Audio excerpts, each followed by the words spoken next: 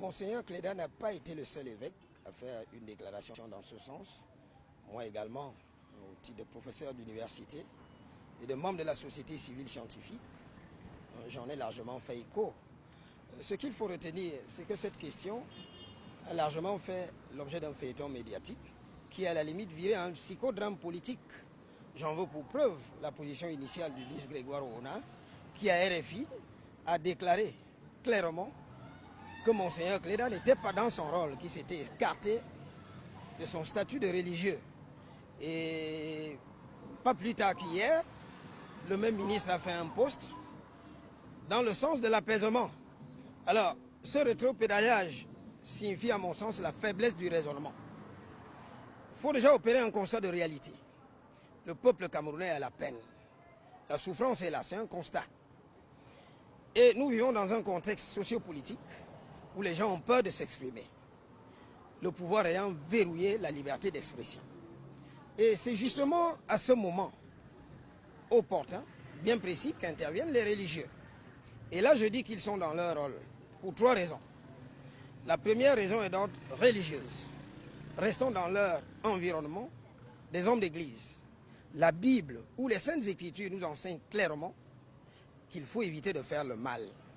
C'est quoi le mal?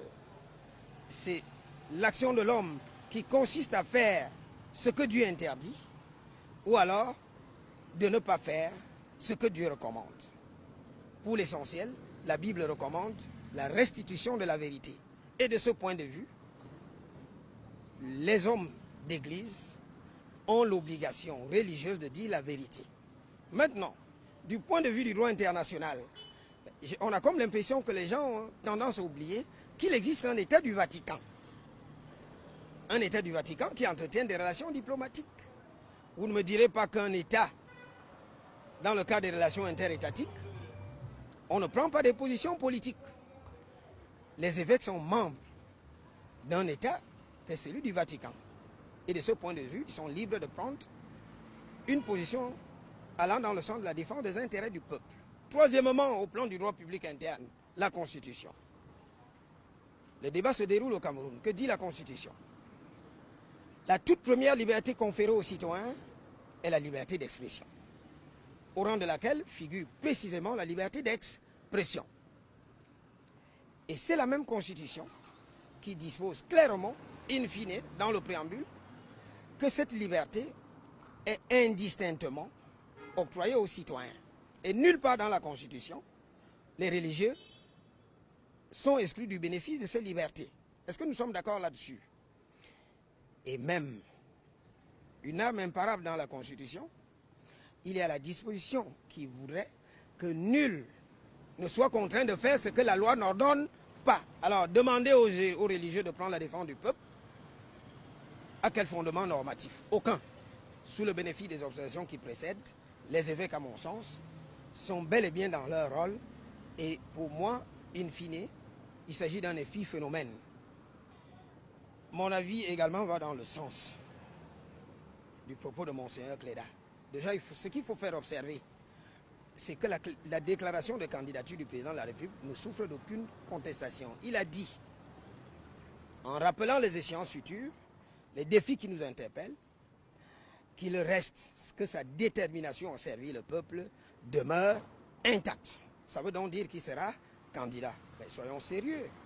Vous le savez, à plusieurs reprises, je l'ai dit, il faudrait bien que l'entourage du chef de l'État laisse notre président de la République, qui a pu donner ce qu'il a pu donner, avec les moyens qui étaient les siens, aller se reposer.